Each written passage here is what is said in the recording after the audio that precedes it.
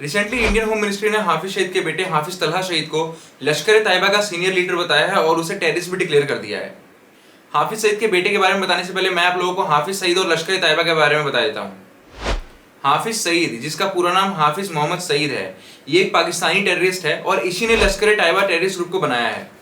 और इंडिया में आज तक जितने भी मेजर टेररिस्ट अटैक हुए हैं उन सब में लश्कर तैयबा और हाफिज सईद की इन्वॉल्वमेंट रही है। लश्कर तैयबा टेररिस्ट ग्रुप के बारे में मैंने अपने वीडियो में ऑलरेडी बता रखा है। उस वीडियो का लिंक मैं नीचे डिस्क्रिप्शन में या फिर कमेंट सेक्शन में दे दूंगा। यूनाइटेड नेशन सिक्योरिटी काउंसिल के द्वारा लश्कर तैयबा को ऑलरेडी एक डेजिग्नेटेड टेररिस्ट ग्रुप डिक्लेयर कर दिया गया है। और यूएनएससी के अलावा बहुत सी मेजर कंट्रीज है जिन्होंने लश्कर तैयबा को एक डेजिग्नेटेड टेररिस्ट ग्रुप डिक्लेयर कर रखा है, जैसे India, US, UK, Australia, Russia और यूरोपियन यूनियन। लेकिन पाकिस्तान ने लश्कर तैयबा को अभी तक एक टेररिस्ट ग्रुप डिक्लेयर नहीं किया है और करेंगे भी क्यों। उनको इस एलईटी से फायदा ही है। एलईटी मतलब लश्कर तैयबा, उनको एलईटी से फायदा ही है। उनकी आर्मी डायरेक्टली इंडिया के साथ वॉर तो कर नहीं सकती है, तो वो इन टेररिस्ट का हेल्प लेते हैं इंडिया पर अटैक करने के लिए। छोटे मोटे अटैक करवा के इंडिया को परेशान करते हैं।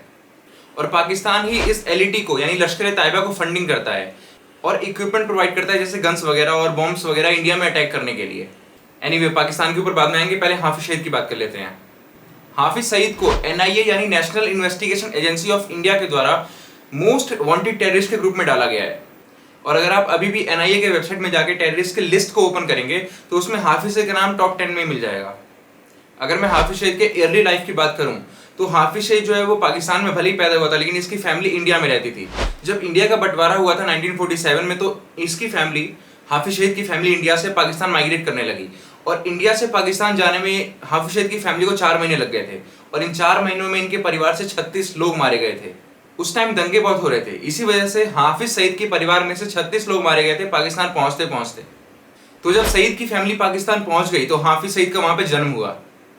देखो, इंडिया में आज तक जितने भी मेजर टेररिस्ट अटैक हुए हैं उन सब में 71 साल का बुड्ढा इन्वॉल्व था। हाफिज सईद की एज 71 ईयर्स है। 2001 में जब इंडियन पार्लियामेंट पर अटैक हुआ था तो इंडिया ने पाकिस्तान को सारे प्रूफ दिए थे कि इसमें हाफिज सईद इन्वॉल्व था, लेकिन पाकिस्तान ने कोई एक्शन नहीं लिया और हाफिज सईद को होम अरेस्ट पे रख दिया। होम अरेस्ट मतलब कि उसे अपने ही घर में बंद कर दिया। हाफिज सईद को हाफिज सईद के ही घर में बंद कर दिया, जेल में नहीं डाला, कोई भी उसके ऊपर कार्रवाई नहीं करी। मुझे तो लगता है कि होम अरेस्ट के लिए भी पाकिस्तान की आर्मी ने हाफिज सईद के सामने हाथ जोड़ के बोला होगा कि प्लीज कुछ दिनों के लिए अपने घर में ही रह जाएं। फिर 2001 के बाद 2006 में यानी 5 साल बाद मुंबई ट्रेन बॉम्बिंग हुई थी और इस मुंबई ट्रेन बॉम्बिंग में भी शहीद इन्वॉल्व था, यानी हाफिज सईद इन्वॉल्व था। इंडिया ने फिर से सारे के सारे प्रूफ भेजे थे पाकिस्तान में कि इसमें आपका हाफिज सईद इन्वॉल्व है, इसे जेल में डालिए, इसके ऊपर कोई कार्रवाई करिए। लेकिन फिर से पाकिस्तान ने क्या किया कि हाफिज सईद को होम अरेस्ट पे रख दिया। फिर 26 नवंबर 2008 यानी मुंबई टेरर अटैक, ये डेट तो हर इंडियन को याद रखना चाहिए क्योंकि इसी दिन इंडिया में मास अटैक हुआ था। अलग अलग लोकेशन पे बॉम्ब ब्लास्ट हुए थे और अलग अलग लोकेशन पे बहुत सारे टेररिस्ट गन लेकर सिविलियन पर अटैक करने लगे थे। इस 2008 के मुंबई टेरर अटैक में 166 लोगों की जानें गई थी। इन 166 लोगों में से बहुत सारे लोग फॉरेनर भी थे। इन 166 लोगों के अलावा बहुत सारे लोग इंजर्ड भी हुए थे। कुछ लोग अपने हाथ खो के बैठे हुए हैं, कुछ लोग अपने पैर खो के बैठे हुए हैं। 2008 से शायद अभी भी बहुत सारे ऐसे लोग हैं जो जिंदा होंगे, उस अटैक को सर्वाइव कर गए होंगे और उस अटैक को अपने आंखों से देखा होगा। और इस 2008 के मुंबई टेरर अटैक में भी हाफिज सईद इन्वॉल्व था। फिर से इंडिया ने प्रूफ भेजा और बोला कि हाफिज सईद के ऊपर कोई एक्शन लो और पाकिस्तान ने हाफिज सईद को फिर से होम अरेस्ट पे रख दिया। होम अरेस्ट कह लो या हाउस अरेस्ट कह लो, पाकिस्तान के इन एक्शन से साफ साफ पता चल रहा था कि भले ही टेररिस्ट अटैक कर रहे हैं इंडिया में, लेकिन उन टेररिस्ट को अटैक करने में हेल्प कर रहा है पाकिस्तान, उन टेररिस्ट की फंडिंग कर रहा है पाकिस्तान। और 2008 में कांग्रेस पार्टी का रूल था और ये बात अच्छे से पता था पाकिस्तान को कि जब तक कांग्रेस पार्टी रूल में है तब तक वो जो चाहे वो कर सकते हैं। ना ही पाकिस्तान को और ना ही पाकिस्तान के टेररिस्ट को इंडिया से डर था और ना ही इंडियन आर्मी से डर था, क्योंकि उन्हें पता था कि कुछ भी कर लो ये एक्शन तो लेंगे नहीं, ये किसी टाइप का सर्जिकल स्ट्राइक तो करेंगे नहीं। कांग्रेस गवर्नमेंट बस ये बोलती रही कि हाफिज सईद को हमें सौंप दो, हाफिज सईद को हमें सौंप दो। एटलीस्ट वो धमकी दे देते पाकिस्तान को कि अगर तुमने हाफिज सईद को हमें नहीं सौंपा तो हम तुम पे अटैक कर देंगे, और लगा देते अपनी सारी नेवी पाकिस्तान के सी टेरिटरी में और अपने सारे टैंक और आर्टरीज राजस्थान में। पाकिस्तान के ऊपर बहुत प्रेशर बनता और यूएसए भी इसके ऊपर कुछ नहीं करता। बिलीव मी, अगर इंडिया ऐसा करती तो कोई भी बाहर की कंट्री इंडिया के खिलाफ कुछ नहीं बोलती, क्योंकि पूरे वर्ल्ड को पता था कि इंडिया के कितने लोग मरे हैं और इंडिया के कितने लोग हॉस्पिटल में हैं। And not only India, foreigners भी इस अटैक में मारे गए थे।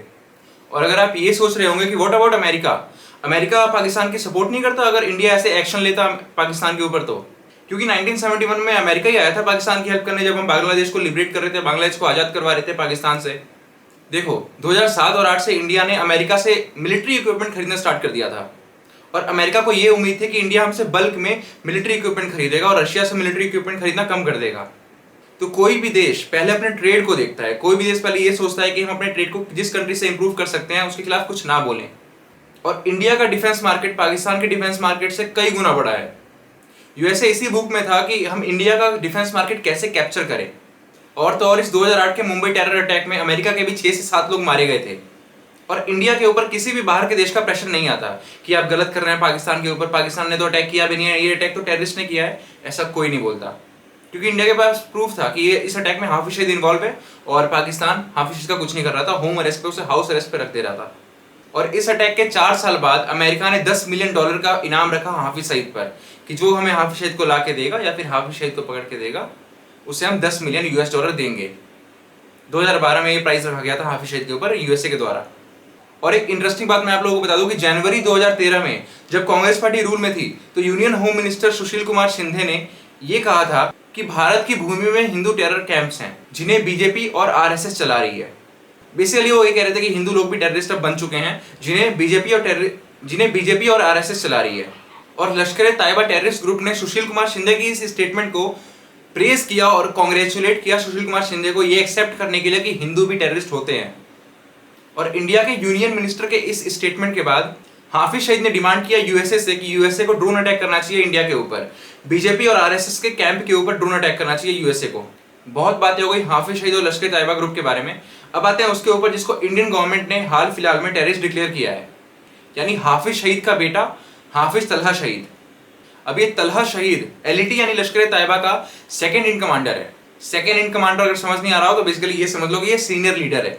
लश्कर ए तैयबा के जितने भी फाइनेंस का काम है, फाइनेंस का वर्क है, वो सब हाफिज सईद का बेटा देखता है कि पैसे कहाँ से आने हैं, पैसे कहाँ पे जाने हैं, वो सब हाफिज सईद का बेटा तलहा शहीद देखता है। और इंडियन होम मिनिस्ट्री ने ये क्लियर कर दिया है कि तलहा शहीद लश्कर ए तैयबा का क्लैरिक विंग का हेड है।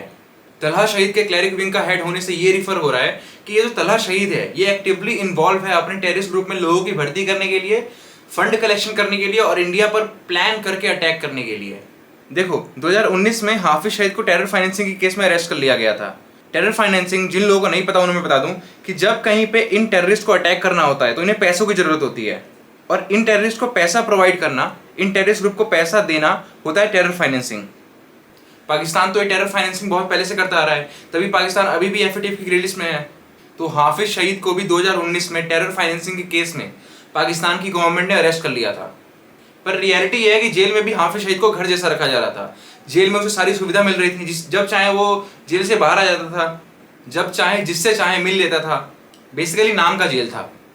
तो जब हाफिज सईद को जेल हो गई तो इसका बेटा तलहा शहीद एक्टिव हो गया और जितने भी एलईटी के सेंटर्स थे, एलईटी शहादत में एलईटी का मतलब है लश्कर ए तैयबा, एलईटी के जितने भी सेंटर्स थे वहां पे विजिट करने लगा।